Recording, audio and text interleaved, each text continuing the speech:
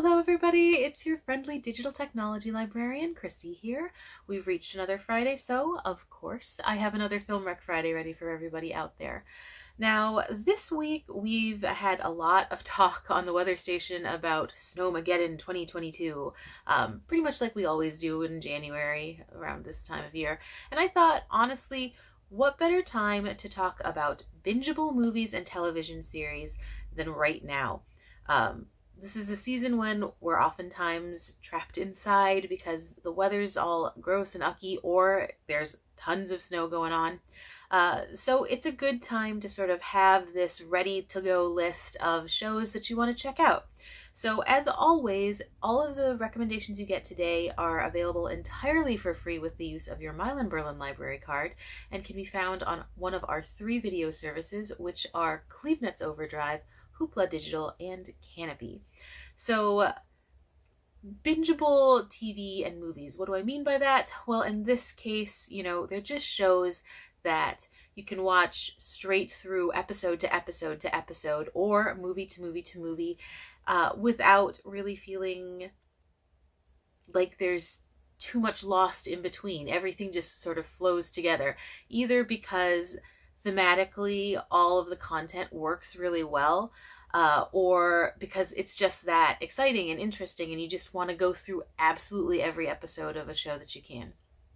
So yeah, hopefully one of these titles will speak to you, but even if these ones don't, there are hundreds and hundreds and hundreds of TV shows and thousands of movies available to you for free. All you have to do is have that library card and you can check them out. Easy peasy. So without any further ado, let's go ahead and get started with those recs. All right, let's kick things off with a selection from CleveNet's Overdrive, and the title I picked is for a fantastic foodie show called Kimchi Chronicles. Now this series was developed in 2011, and it's from a woman named Marja. Marja is the daughter of an American GI and a South Korean woman. She was adopted when she was a baby and grew up here in the States. Total all-American girl. When she got older, she decided she wanted to meet her birth mother, was able to meet her in South Korea, and subsequently developed this fascination with her birth culture, and a huge part of most nations' culture comes from food and from sharing that food with family members and people that you know and friends. And so it became this total passion for Marja. Marja just happens to be married to a world-renowned chef, Chef Jean-Georges, and they have put together this series that sort of gives people an overview of South Korean food, a history of it, and just like lots of little insights to the nation's culture. And I absolutely found so much of this fascinating. Not just from a foodie standpoint, because of course the food looks delicious. You should not watch this while you're hungry, but it also just gave so many insights to the journey that Marja went on. It really was for her in a lot of ways an introduction as well, while she was learning about these things, that she had not been introduced to prior to her trips to South Korea. Anyway, we learn in all of the different episodes about vital pieces of food culture in South Korea. What's the significance of kimchi? What are banchan? What are all of these other elements that we might not know about? And one of the ways they add a little layer of fun to the show is they have their neighbors, Hugh Jackman and Deborah Lee Furness, guest on the show as well. So we are actually Hugh Jackman and Deborah Lee Furness. We are the people who don't know about South Korean cuisine. So they are our eyes. They are the Mary Sue of the storyline. And it's hilarious. I mean, they do have like these fabulously little cute quips during their talks about what different dishes are and why things are the way they are. And, you get lots of little moments where, say, I would not have guessed that Hugh Jackman was absolutely not a big spicy food fan, but like there are clearly moments on his face you can see where something is too spicy. And like, isn't that a reaction that so many of us have when we're trying something brand new? It's unexpectedly such and such, too salty or too sour or too spicy. And they're very honest reactions, which I really enjoyed. I thought that was a lot of fun. Also, Hugh Jackman and Deborah Lee Furness. It's just sort of a weird random pair to throw into something like this, but very much a welcome one. It also gives fantastic insights to how food culture in general is so interconnected. Like within the first 15 minutes of the first episode, we already talk about how the spices, some of the chili spice from South Korean cuisine is actually based on spices from other nations. Like one of the big chili spices they ended up developing further in South Korea was originally from the Americas. So, you know, it's just really, really fascinating how everything ties together. And Jean-Georges talks about different European foods actually coming from Asia. And peripherally, we might already know that. But I guess being able to see dishes and then see that even though they're so intrinsically connected to one culture, there's still some background ties elsewhere. And I love that. I really, really do find like that trail that connects everybody and everything to be kind of outlandishly beautiful. Anyway, if you're looking for something that is interesting, entertaining, and educational, that will 100% make you hungry, because every single episode made me desperately want whatever I was seeing on screen, you know, check out Kimchi Chronicles. It's one of those that I just watched so many episodes right in a row. Binging this is so easy to do. So terrible an idea sometimes, because again, you're so hungry by the end of a single episode, but totally worth it. So again, Kimchi Chronicles, available on CleveNet's Overdrive. Absolute must watch. Moving right along to my recommendations from Hoopla Digital, the first of those is for a series of excellent action movies all centered around Ip Man. Now, Ip Man was an incredibly famous martial artist. He was a grandmaster of Wing Chun, and he had developed tons of schools. He had hundreds of students, but his biggest, I guess, claim to fame in the West is actually that he was Bruce Lee's teacher, his mentor. It's hard to find histories about Bruce Lee and not find Ip Man mentioned. I mean, that's how integral he was to his development. Anyway, some years ago, they started making these really awesome action movies about Ip Man and different periods of his life. Now, as I watch them, I'm definitely like, they certainly dramatized parts of this, but because he was from an era of such political unrest as well, I would not be surprised that a large fraction of these films is definitely true. His conflict with different parties and things like that. I'm just absolutely fascinated with that era of history anyway. So these Ip Man movies trace different parts of Ip Man's life, and it just really transports you. And the action sequences are crazy. The fight choreography is phenomenal. So Ip Man is played by Donnie Yen. Donnie Yen, if you don't have a familiarity with his work, is one of those go-to martial arts actors within Chinese cinema. He has been in tons of really popular Western films that feature martial arts. Like if you saw Hero, of course Jet Li is your primary character, but Donnie Yen does have a pivotal role within that. He's been in tons of movies that have crossed over to the US. I mean, he's just one of those faces that you absolutely know. Beyond that, he is a ludicrously talented martial artist. I mean, he just looks amazing in all of his fights. Just such a strong artist. I mean, you see him move and it's almost like dance. It's just incredible to watch. So I would definitely suggest any of the Ip Man films if you do like that heavily choreographed martial arts fighting style. There are just so many steps that are crazily intricate. There's this one scene that he has with Sammo Hung, who is from Jackie Chan's era, so a little bit older than Yen, but still like phenomenal. And when he was at the top of his game, he was like ridiculous. Anyway, so you have this one fight sequence between Hung and Yen, and it's just so intricate. All of the little steps that you see and all of the steps that you know are there that are so fast you can't actually see them. It's just incredible to watch. So if you do like fight scene choreography, all of these films are absolute must-watches. And then like the storylines themselves are really emotional and very much the kind of underdog story that you're always pulling for Ip Man. Like, if you are a Rocky fan, you have to watch Ip Man. There are a couple of the films in the series that feel straight out of, like, boxing movie territory. Like, it's... there are a couple scenes that, like, reminded me so much of, like, the Rocky, Dolph Lundgren boxing arena moments.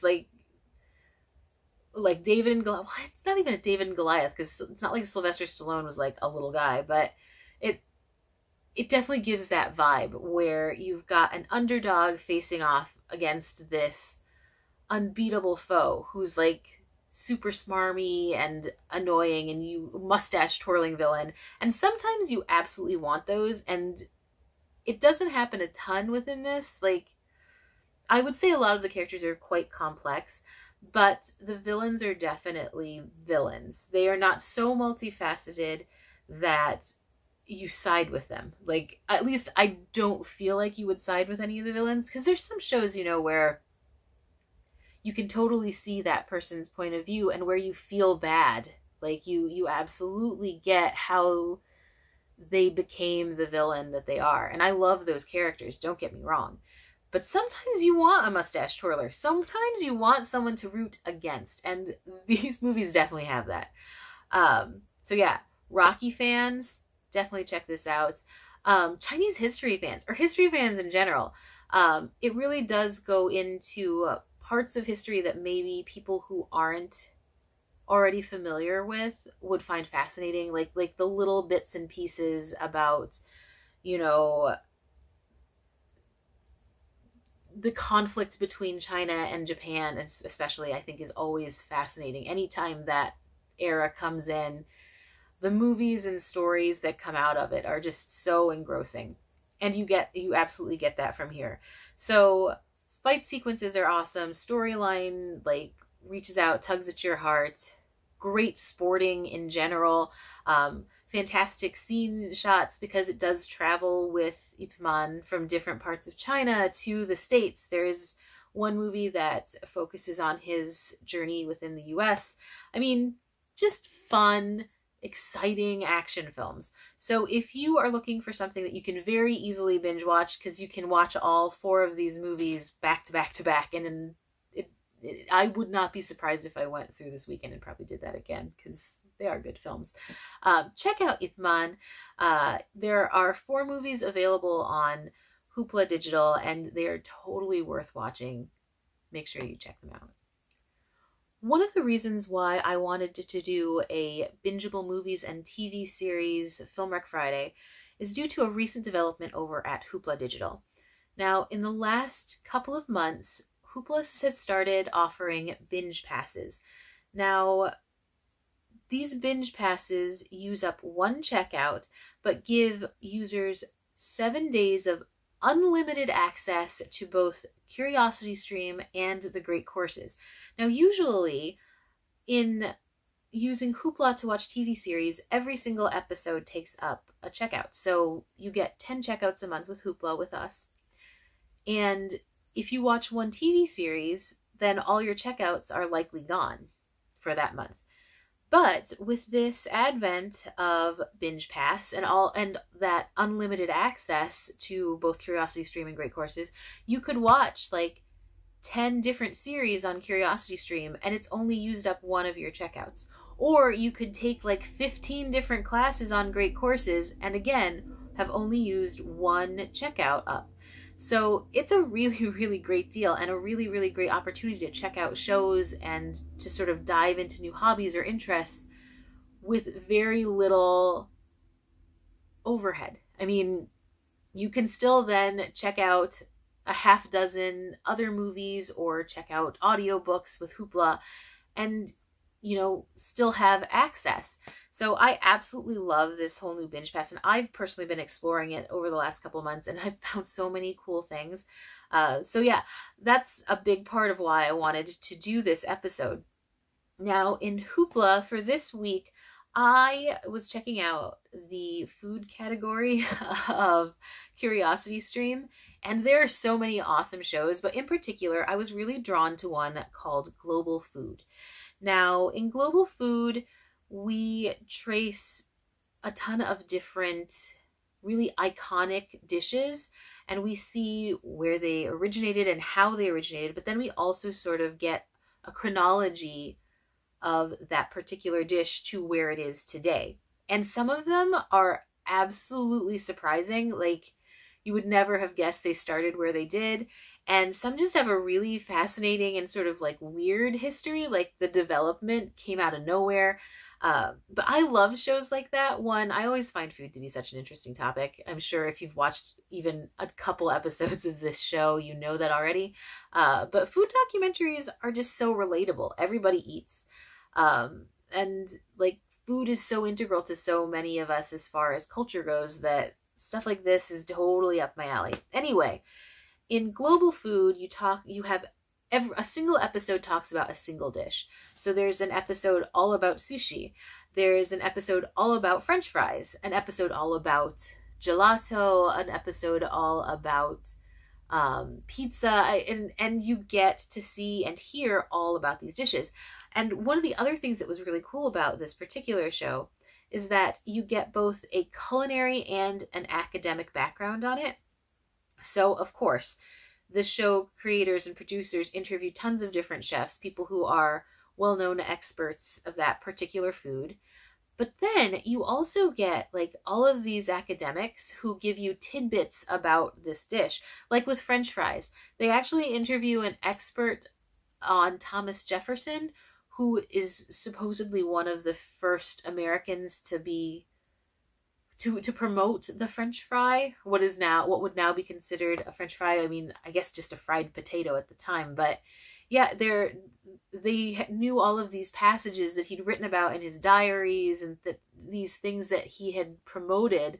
So you get like this weirdly scholarly viewpoint on French fries or on, ice cream and pizza. And I've not seen too many documentaries about food that do that. Because of course, again, a lot of times we do talk to chefs in interviews, and we hear how they develop their own recipes and all of these things, which you do get with this series as well. You do hear from people whose background is in food and the culinary arts, and that's invaluable. Of course, you want to hear that. But I loved hearing this more academic side of things as well. I also loved hearing about not the like super famous chefs, but just like everyday people. Like they talked to like fishmongers at the Japanese fish market who dealt with gathering the actual tuna or whatever was needed for these big shot chefs. And they have their own insights onto this food and these dishes. Like, I loved the different points of view that we were exposed to because, again, I was not used to seeing that in all of the other food documentaries I've seen, and I've seen many. So I really, really loved that about it. So if you are a foodie, if you love history, that's the big thing. If you are a history fan, you absolutely have to watch Global Food. Even more than the food aspect, I loved those weird anecdotes about the dishes. Those were absolutely fantastic. Like, it just made my day. I found this so interesting and so much fun to watch. So Global Food has 6 episodes. Again, very, very iconic, familiar dishes like sushi, pizza, French fries, things like that. Sandwiches. There's a really good episode on sandwiches. Don't watch it while you're hungry, obviously. But so fun and so interesting. Can't be beat. While I'm talking about Binge Pass in general, make sure you hop onto Hoopla to check it out. There's so many different shows. Say you're not a foodie, there are some amazing shows that are like quick overviews of global history. Those are really, really fun. John Green actually narrates one that I think is hilarious. And, you know, just sort of explore. The nature ones are gorgeous. I watched this phenomenal one about island inlets and like the wildlife that are in the offshore waters there. That was one beautifully shot, but had fantastic information available in it. And I mean, it just goes on. Any subject that you're interested in, they probably have a few documentaries available for it. And then within Great Courses as well, if there's anything you're interested in trying out, like Great Courses is such a good place to start because they have a really fantastic breadth of experts that put together these classes. And with the Binge Pass, being able to check something out for just a couple episodes, and if you're not caught, move on to the next subject and then try that instead. So yeah, Hoopla Digital's Binge Pass, absolute must check out because there's so much cool information available. And then if you do try out Binge Pass and you happen to be interested in food and history, global food, really, really good documentary series. Moving on to my recommendations from Canopy, the first of those is from this absolutely ridiculous yet thoroughly wonderful show called Staged. Seasons 1 and 2 are available on Canopy, so you definitely want to check it out, especially if you are a fan of British humor. I would say if you're not a fan of British humor, this one might not be the recommendation for you, but if you have even an inkling of interest, please, please, please, this is such a good, ridiculous series. It's very meta and super self-aware, and there's so much self-deprecating humor in it, primarily because within Staged, you're following two actors, mainly two actors anyway, David Tennant and Michael Sheen, who are playing this weird other dimensional version of themselves. And it's all done through a series of Zoom meetings. So David Tennant is probably most well known as the 10th Doctor in Doctor Who. He's actually a ridiculously well-known actor in many, many other aspects, but that might be the only way that you might be familiar with him. In any case, he is one of the primary main characters. Michael Sheen is the other, and they were originally in this Amazon original show called Good Omens. They ended up with a really good rapport while they worked on it, and then the pandemic hit, and everybody's isolated. So I guess the idea became, let's do this little show all through Zoom meetings. What a premise for a series that would be. And it actually happened. They developed Staged to mimic that little brainstorm that they'd had. Now in Staged, they are essentially playing themselves as, and they're two actors who were going to be in a West End production, which was of course postponed due to the pandemic. So you have David, you have Michael, but they're not themselves. They're playing ludicrous versions of themselves. And it's so funny. Like, I don't know. I love that sort of self-deprecating humor. The one where you can poke fun at yourself. Like, you can make fun of your image and things like that. And it really, really works. And what's even more phenomenal, so of course you've got these two really famous actors playing themselves, but then you have a ton of guest actors. I almost fell out of my chair when I saw Dame Judi Dench on an episode of it. Like, it's Judi Dench. Like, Judi Dench. She's played the Queen like 1,000 times. But she's on it, and she's amazing. Like, I can't even express how marvelous she was in this, because she too was playing a ridiculous version of herself. But like also a weirdly believable, ridiculous kind of version of herself. I don't know. It's just amazing. If you like British humor, if you follow British actors at all, this is a must watch, because so many outlandishly famous people are like guest stars in this.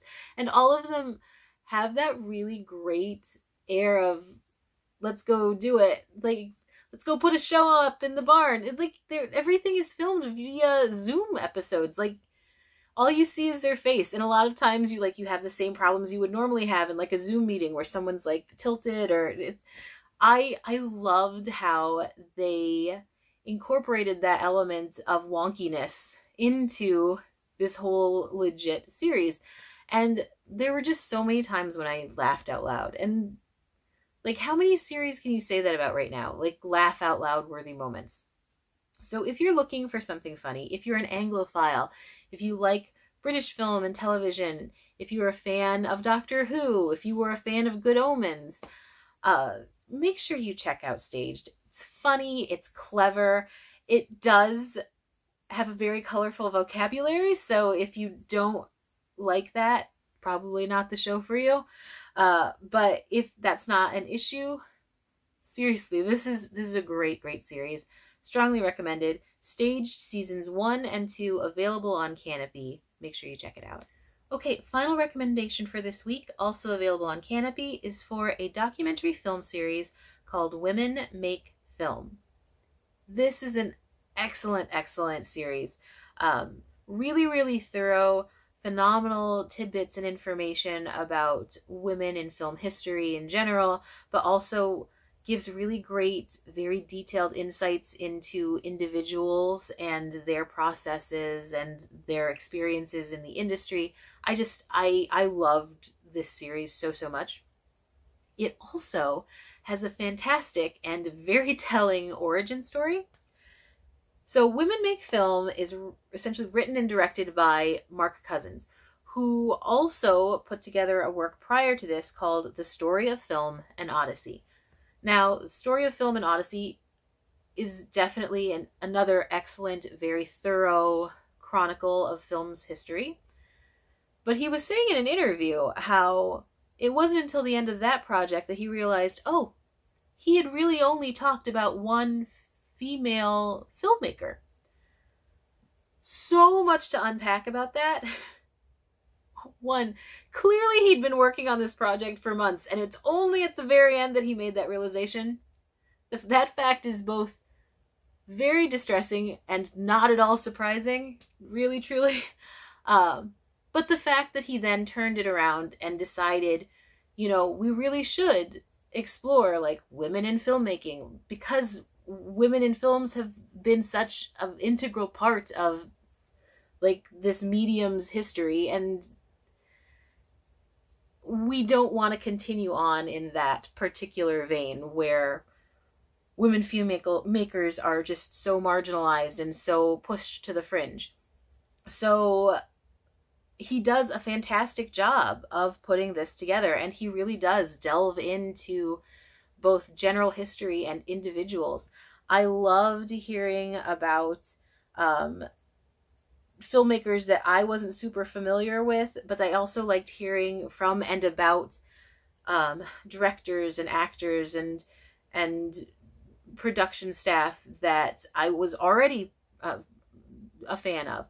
So it has a really good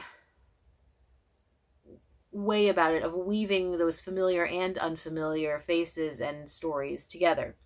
You also have amazing narrators like Tilda Swinton, Thandie Newton, Deborah Winger, all of these people and voices that have been like very iconic throughout film. And it doesn't get preachy at all, which I definitely appreciated, but it certainly has an agenda. The agenda being female filmmakers have been here forever. They will continue to be here, and they will continue to put out phenomenal work. It's our job to really make note of that. And I love that kind of messaging. Again, it's just all very matter of fact within the documentaries, and it was definitely not, I didn't think, overbearing. So if you are interested in film, if you like history, if you are a fan of particular actresses out there, check this out. It really does have some fantastic, surprising tidbits and interviews, which I just love interviews with film industry people, especially those from earlier generations, because they have a whole host of stories that are both terrifying and entertaining. And I think that really gives this whole documentary series a lot of layers that you wouldn't get otherwise. So again, if you are a film fan, make sure you check out Women Make Film, available on Canopy. Okay, so those are my bingeable movies and TV series recommendations for this week. If you have any recommendations for shows that we should be watching, make sure you comment with those below. I am always looking for recommendations for things to see. If you have any recommendations for themes or topics that you'd like to see me cover in upcoming episodes, please comment with those as well. So, with that, I'm going to go ahead and close out this particular episode. Thank you so much for joining me this week, and I will see you next time. Bye-bye!